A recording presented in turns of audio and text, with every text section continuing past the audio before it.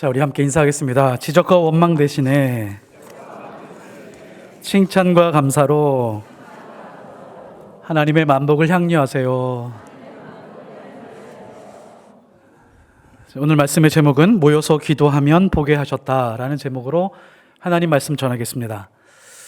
사람이 살면서 가장 풍요로울 때가 있습니다. 그때가 언제냐면 하나님과 가장 가까이 있을 때입니다. 그러나 하나님과 거리가 멀어져 있으면 아무리 풍족하다라고 한들 마음이 늘 공허할 것이고 열심히 살아도 채워지지 않고 목마르고 허전하게 되어 있습니다. 하나님과 가까이 하는 데 있어서 가장 큰 장애물이 있습니다. 그것은 환경이 열악해서도 아니고 믿음이 약해서도 아닙니다. 그것은 바로 게으름입니다. 그래서 성경은 악하고 게으른 종아라고 이렇게 말하면서 악은 하나님과 멀리 떨어져 있는 것인데 그 악한 수준에 있는 상태를 다른 말로 표현했을 때 게으름이라고 말할 수 있다는 것이죠. 이 게으름은 어디서 먼저 시작되었느냐라고 하면 에덴 동산에서부터 시작되었습니다. 에덴 동산에서 하나님은 특정한 시간에 산책하는 시간을 가지고 있었습니다. 언제든지 하나님과 편하게 교제하고 대화할 수 있는 환경이었다라고 하는 그런 뜻입니다. 어느 날 뱀이 하와를 찾아왔습니다. 혼자 있는 하와에게 찾아와서 마치 자기가 하나님의 마음과 생각을 가장 잘 아는 양 하와에게 이렇게 말합니다. 선악과를 먹으면 눈이 밝아지고 하나님과 같이 되어 선악을 알 줄 하나님이 알고 못 먹게 했다라고 이렇게 말하고 있습니다. 아담과 하와는 분명히 한국인이 아니었던 것 같습니다. 한국인이었으면 뱀탕을 해 먹거나 구워 먹었을 텐데 우리에게도 살면서 이런 유혹들이 얼마든지 있을 수 있습니다. 이렇게 하나님의 말씀을 혼란스럽게 하고 혼돈스럽게 하는 상황이 오면 어떻게 해야 될까요? 굳이 그렇게 급하게 결정해야 될 것도 아니죠. 신중하게 생각해도 될 텐데 하나님이 특별히 지정해 놓으시고 특별히 일러 놓으신 그 선악과에 대해서 뱀이 이야기를 하고 있는데 그 뱀에 대한 이야기에 대해서 하나님 앞에 여쭤봐야 되는데 여쭤보지 않고 있습니다. 하나님, 뱀이라고 하는 애가 갑자기 나타나서 이런 이야기를 하는데 정말입니까? 라고 이렇게 물어보아야 되는데 그렇게 여쭤보지 않고 확인하지 않았습니다. 이것을 게으름이라고 말합니다. 분명히 확인할 수 있었는데 자기 뜻대로 귀찮아서 하나님 앞에 나아가지 않고 있었던 것이죠. 게으름의 정의가 이렇습니다. 스스로 행하거나 발휘할 수 있는 능력이 있음에도 불구하고 행하거나 발휘하기 싫어하는 것. 하나님은 분명히 우리와 대화할 수 있는 시간과 공간을 아주 충분히 주었는데 가서 여쭤볼 수 있었는데 그렇지 않았었던 것이죠. 원죄는 게으름에서 시작되었습니다.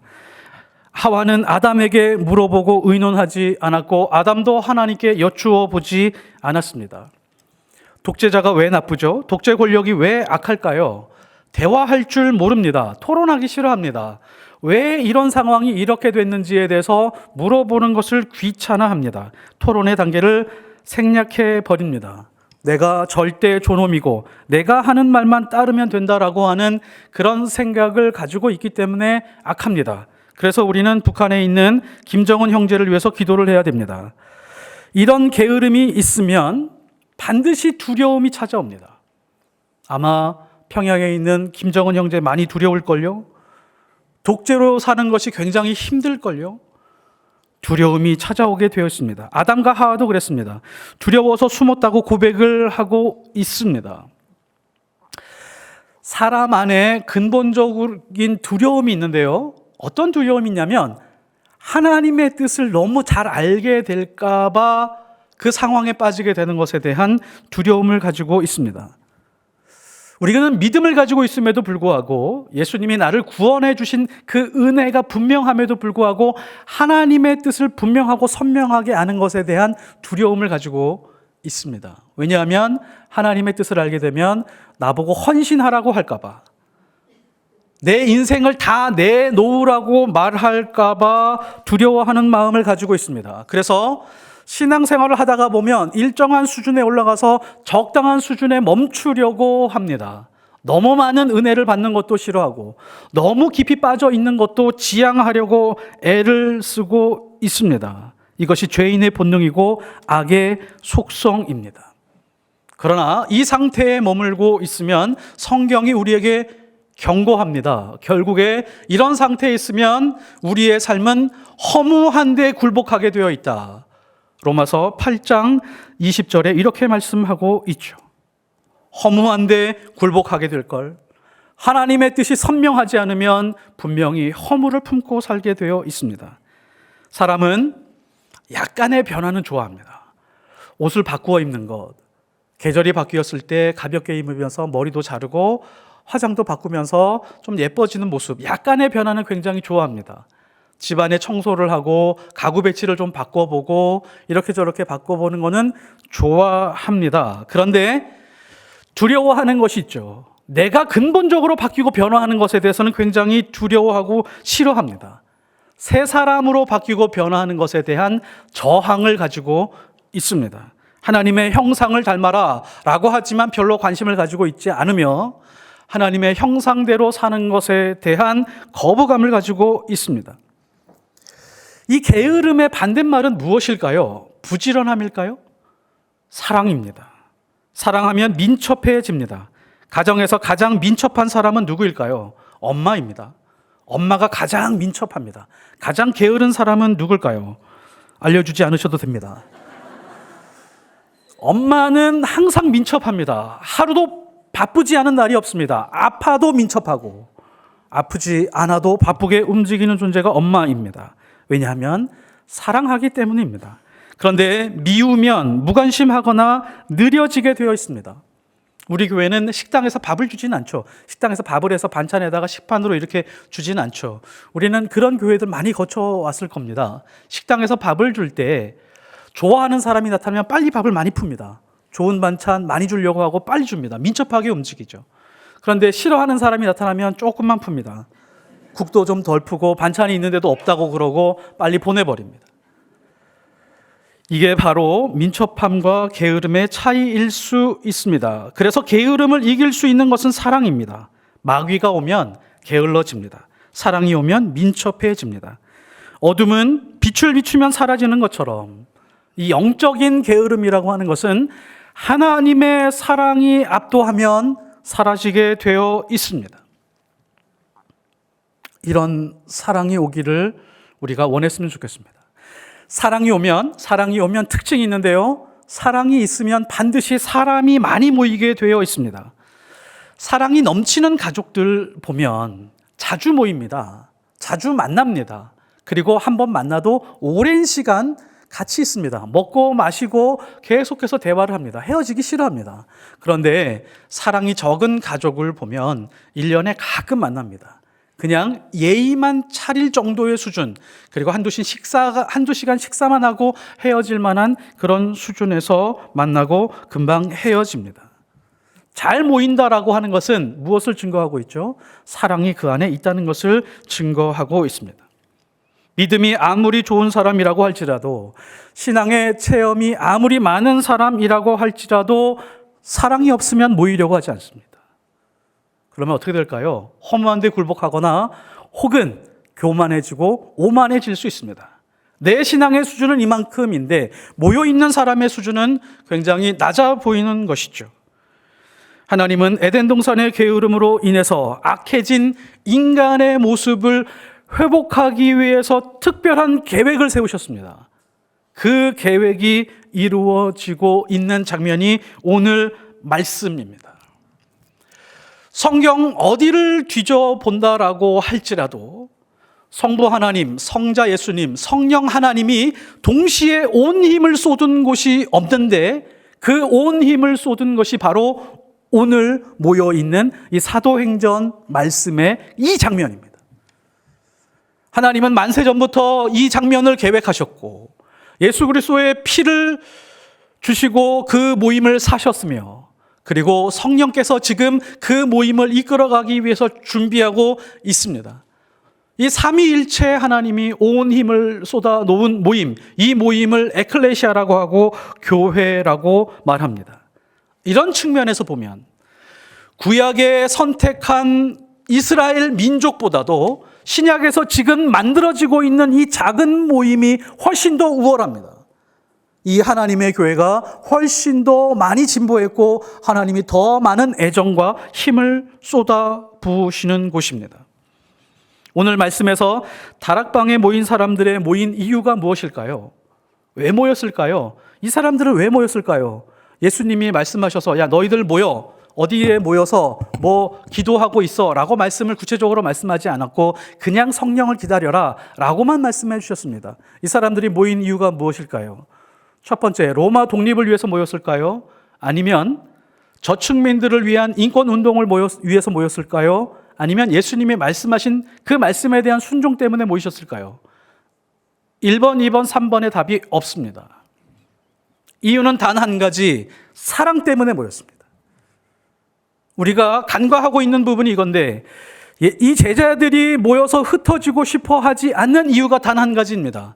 예수님이 오셔서 우리의 죄를 위해서 십자가에서 피 흘리셨는데 그 어마어마한 사랑을 주체할 수 없어서 함께 모여서 그 사랑 때문에 기도하고 예배하고 있었던 것입니다. 그리고 예수님도 십자가에 달리기 전에 그렇게 말씀하고 가셨죠.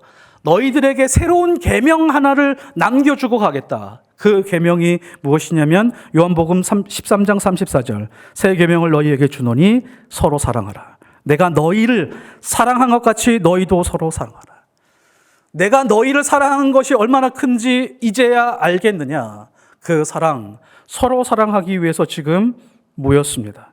서로 사랑하기 때문에 함께 모였고 사랑하기 때문에 지금 기도하고 있습니다.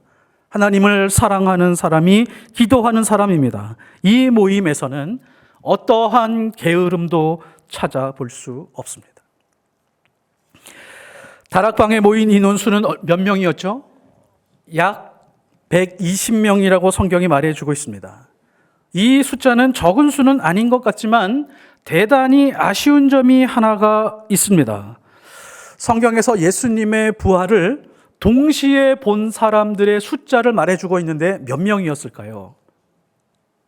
일시에 동시에 500명이 예수님의 부활을 보았다라고 성경이 말해주고 있습니다. 고린도전서 15장 5절에서 6절 게바에게 보이시고 후에 12제자에게와 그 후에 500여 형제에게 일시에 보이셨나니 그 중에 지금까지 대다수는 살아있고. 자, 그러면 상식적으로 예수님의 부활을 본 500명은 적어도 지금 이 다락방에 모여 있어야 맞을 것 같습니다. 자, 그런데 120명이 모여 있다라고 하는 것은 무언가 의아합니다. 성경은 120명이나 많은 것처럼 표현하고 있지만 사실은 다락방의 크기에 비해서 많은 인원이지 전체적으로 보면 많은 인원이 아닙니다. 나머지 380명은 어디로 간 걸까요? 예수님께도 팬덤이 있었습니다. 예수님을 매일 쫓아다니는 사람들이 있었습니다. 수백 명, 수천 명, 때로는 수만 명이 모였었던 적도 있습니다. 그러면 팬덤의 정예 멤버가 500명이었을 것입니다. 그러면 이 500명이 남아 있었어야 되는데 이 500명은 BTS의 팬덤보다도 결속력이 약합니다. 작년에 BTS 10주년이었습니다. 전 세계에서 BTS 팬들이 모였는데 여의도에서 모여서 행사를 했는데 몇 명이 모였을까요? 40명에서 50만 명이 모였습니다. 40만에서 50만이 모여서 같이 행사를 했습니다. 그리고 온라인으로도 같이 동시에 접속을 했는데 50만 명이 동시에 접속을 했습니다. 하지만 예수님의 부활을 두 눈으로 목격한 사람들의 모임은 그 수준은 초라하기 짝이 없습니다. 우리의 마음속에 이런 게 있었죠. 기적을 보면 믿겠습니다. 예수님이 부활하신 것 내 두 눈으로 목격하면 예수님 부인하지 않겠습니다. 온 힘을 다해서 하나님 섬기겠습니다. 라고 하는 마음을 가지고 있었을 것입니다. 그러나 정작 부활을 본 사람들의 76%는 사라지고 24%만 남아서 지금 기도하고 있습니다. 아마 380명에게 두 가지 선택지를 줍니다. 10년 만에 모이는 BTS 그 모임에 갈래? 아니면 기도하는 모임에 갈래? 라고 하면 아마 380명은 BTS에게 갔을지도 모르겠습니다. 이것이 바로 예수님이 가지고 있는 큰 슬픔입니다. 누가복음 18장 8절. 그러나 인자가 올 때에 세상에서 믿음을 보겠느냐? 부활을 직접 목격한 사람들의 모임도 이러한데 그냥 구전으로 전해 들은 사람들의 믿음이 어떠하겠느냐? 우리 포이에마 예수교회에서 예배드리는 실제 인원이 거의 500명 정도 됩니다. 제가 한번 질문해 드리고 싶습니다. 우리 모두가 예수님의 부활을 보았다고 가정하고 싶습니다. 그러면 이 다락방에 남아있을 인원이 몇 명이나 될까요? 한번 생각해 보십시오. 나는 380명에 속해 있는가? 120명에 속해 있는가? 하나님은 하나님의 일을 하시고 하나님 나라를 이끌어가기 위해서 교회를 이끌어 가시는데 항상 남은 자들을 통해서 이끌어 가십니다. 그 인원이 많던 적던 이것을 남은 자의 신학이라고 말합니다. 이사야서 6장 13절.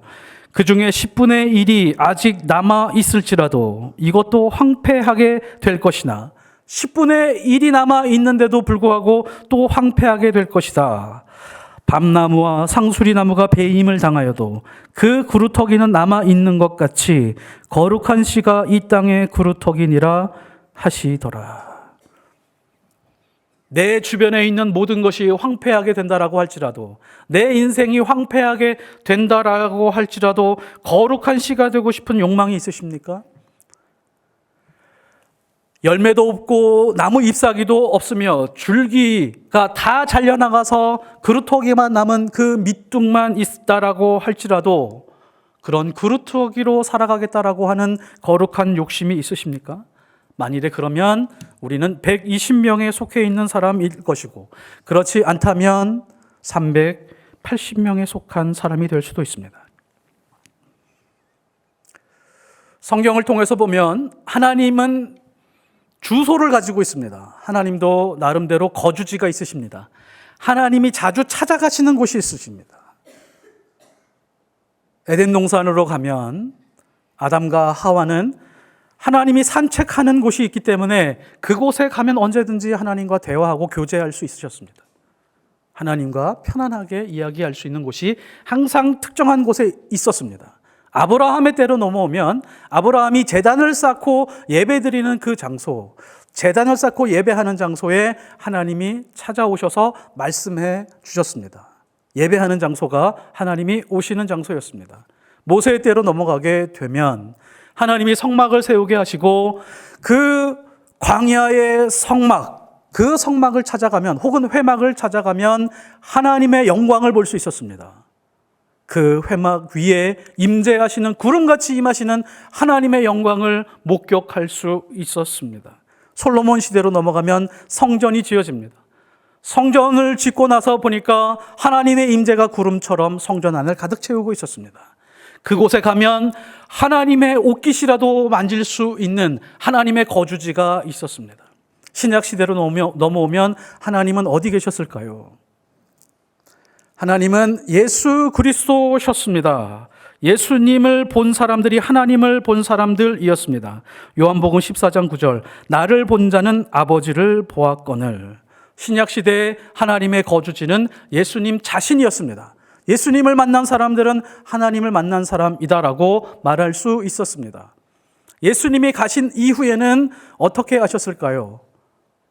뭐라고 말씀하셨냐면 예수 그리스도의 이름으로 모이는 그 모임 안에 예수님이 같이 가시겠다. 마태복음 18장 20절. 두세 사람이 내 이름으로 모인 곳에는 나도 그들 중에 있느니라. 있을 것이다가 아니고 확실히 그들 중에 있을 것이다 라고 분명하게 선명하게 말씀해 주셨습니다. 예수님의 이름으로 모이는 최소 단위 2-3명 이상 모인 그곳에 거주지로 삼으시고 그곳에 마치 에덴 동산에서 산책하셨던 것처럼 그 사람들과 함께 찬송하고 예배하는 그 자리에서 산책하시겠다라고 말씀하신 것입니다. 예수 그리스도 이름으로 모이는 작은 모임이라고 할지라도 그 모임 자체가 거룩한 씨와 같은 곳이 되고 이 땅에 그루터기와 같은 모습으로 살아가게 될 것입니다. 우리의 믿음이 언제 성장하게 될까요?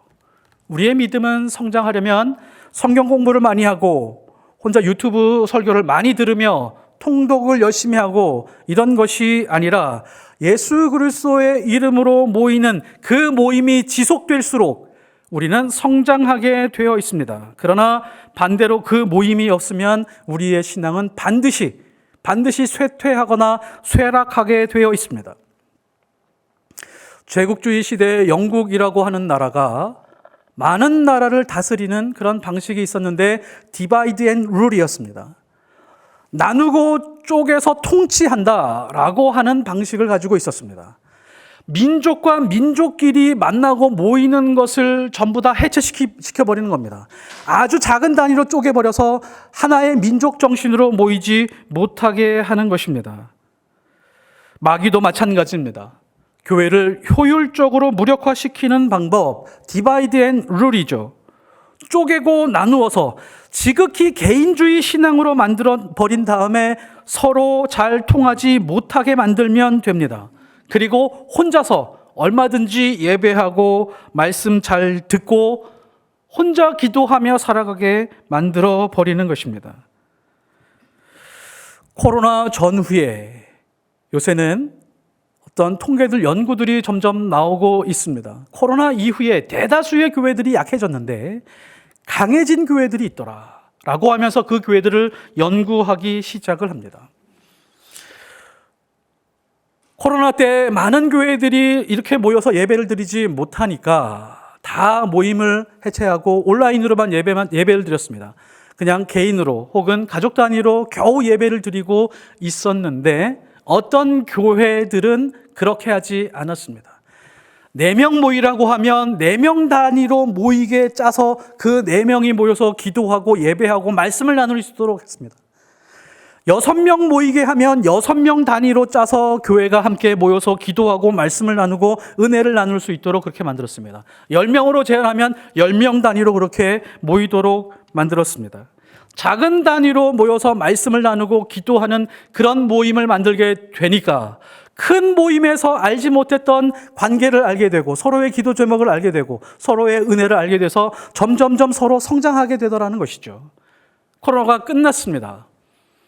이런 모임을 코로나 때 계속 지속적으로 유지해 온 그런 교회들은 거의 90%, 100% 회복률을 보였는데 그렇지 않은 교회들은 60%, 70% 미만으로 회복하게 되었다라고 하는 것이죠. 교회의 필요성을 느끼지 못한 것입니다. 그루터기와 같은 작은 모임 안에서 기도하고 말씀을 나누게 될 때 하나님을 경험하게 됩니다. 게으름에서 벗어나게 되는 것이죠. 그러나 믿는 자들에게 모임이 없으면 공중의 권세 잡은 자의 통치 아래 들어가게 되어 있습니다. 종노릇하게 되어 있습니다. 권세 잡은 자의 식민지 안으로 들어가게 되어 있습니다. 그리고 그렇게 길들여지죠. 세상은 그런 거야. 누가 말씀대로 똑같이 살아갈 수 있어? 적당한 수준에서 타협하고 살아가는 거지 라고 하는 수준에 머무르게 됩니다. 원죄의 게으름 안에서 벗어나지 못하게 되어 있습니다. 수천 명, 수만 명이 예수님을 따라다녔지만 겨우 120명만 남아서 모여 몇 시간 동안 기도했습니다. 몇 시간 동안 기도하다가 기도가 점점 잦아졌을 때 그 중에 한 사람이 일어납니다. 그 사람이 바로 베드로입니다. 베드로는 그 자리에서 함께 기도하고 있는 사람들에게 이렇게 부릅니다. 뭐라고 불렀죠? 여러분, 이렇게 말하지 않습니다. 형제들아 라고 말합니다. 아마 그 자리에 앉아있던 모든 성도들은 형제들아 라고 하는 이 호칭에 대해서 굉장히 큰 감동을 받았을 것입니다. 우리의 모임은 육체의 혈연 관계로 인해서 구성된 모임이 절대 아니다라고 하는 선포이기 때문입니다. 그 자리에 모여 있는 모임의 구성을 한번 보십시오. 예수님의 어머니가 있었습니다. 예수님의 동생들이 있었습니다. 그런데 그 이름을 기록한 것을 보면 베드로를 맨 처음으로 기록하고 예수의 어머니와 동생들을 맨 끝에 기록합니다. 혈연 관계, 혈연 중심으로 우리 모임이 구성되어 있지 않다라고 하는 것을 말하고 있고, 형제들아 라고 말한 것은 우리는 혈연 중심이 아니라 예수 그리스도의 피로 동등한 인격을 가지고 우리가 더 많이 가졌든지 적게 가졌든지, 우리가 건강하든지 그렇지 않든지, 장애인든지 아니든지 동등한 존재로, 동등한 모습으로, 동등한 형상으로 이 자리에 모여 있다라고 그렇게 선포하는 것과 같습니다. 만일에 이 모임, 예수 그리스도 이후에 이 모임이 혈연 중심으로 이끌어갔었다라고 하면 아마 예수님의 동생 야고보나 혹은 유다, 야고보가 야고보서를 썼죠. 유다가 유다서를 썼죠. 아마 이 사람들이 이 모임을 이끌어가게 되었을 것입니다. 그런데 이 모임은 그런 관계가 아니었습니다. 이런 측면에서 보면 교회가 세습을 한다라고 하는 것은 반성경적입니다. 악한 것입니다.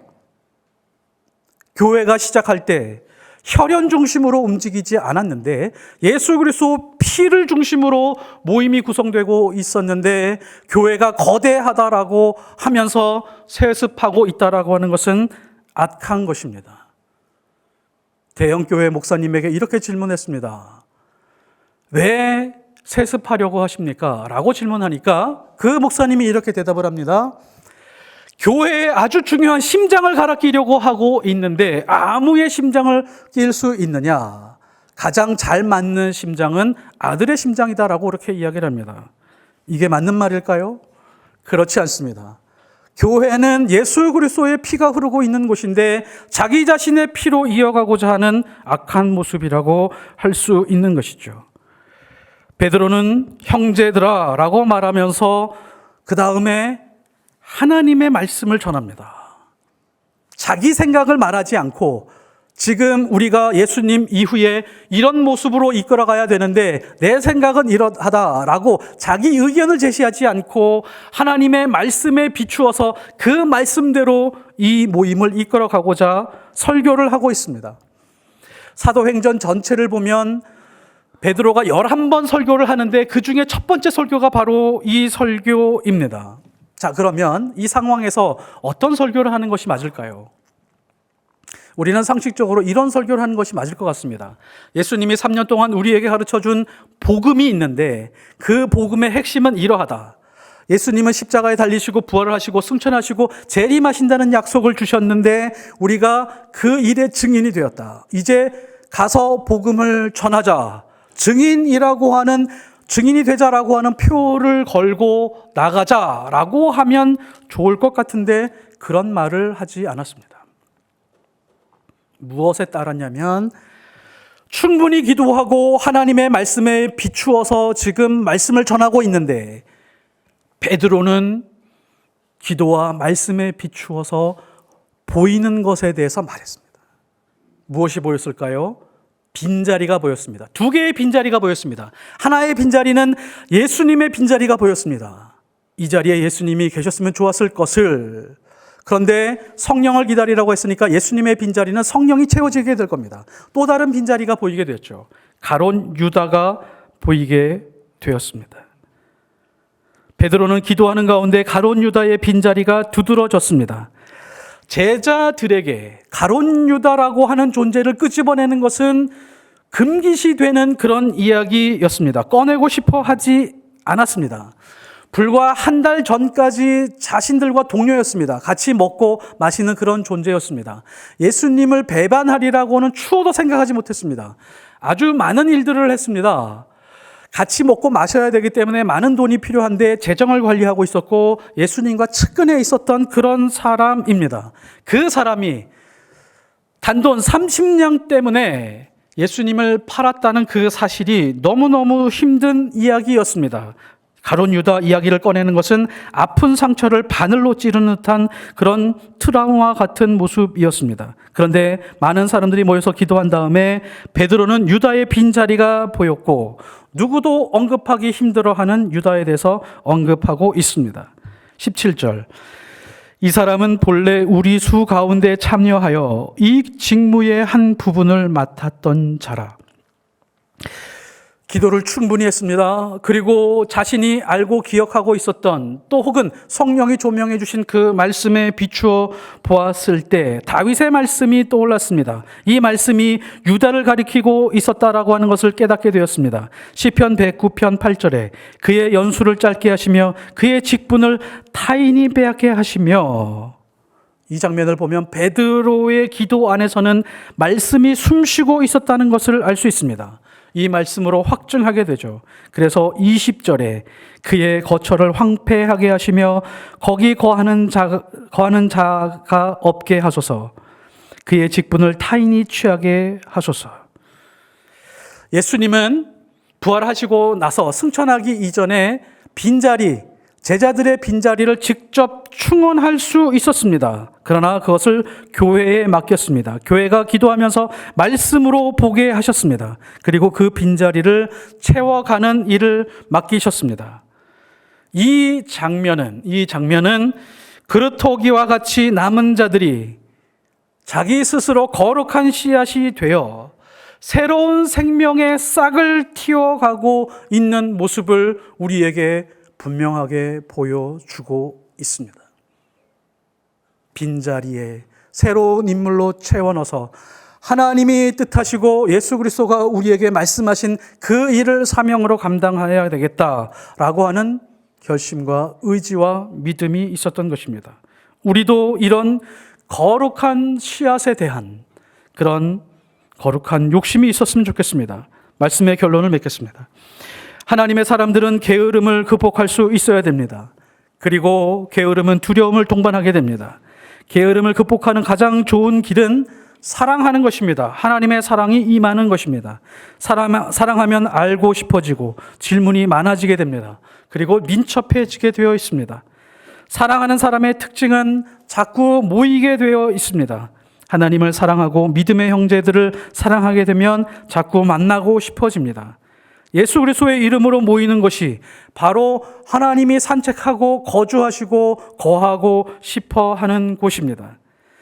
반드시 주의 이름으로 모여서 기도하면 서로의 부족한 것이 보이게 되어 있습니다. 기도하면 죄가 보이고 연약한 부분이 보이게 되어 있습니다.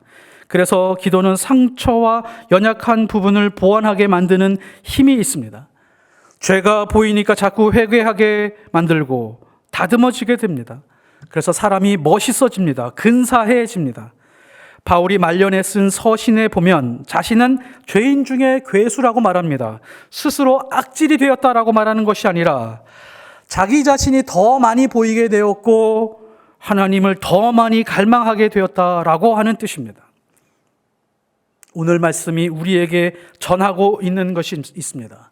가장 좋은 교회는 어떤 교회냐? 작은 모임 안에서 함께 기도하고 말씀으로 비추어지는 것을 보게 하고 더 기도하고 싶게 만드는 그런 교회가 좋은 교회라는 것입니다. 그래서 기도가 기도를 낳고 모여서 기도하면 부족한 것이 보이고 상처가 보이고 또 간구하게 됩니다. 기도가 빛이 됩니다. 우리 교회의 작은 소그룹 모임들이 하나님이 거주하시고 산책하는 곳이 되시기를 예수 그리스도 이름으로 축복합니다. 기도하겠습니다.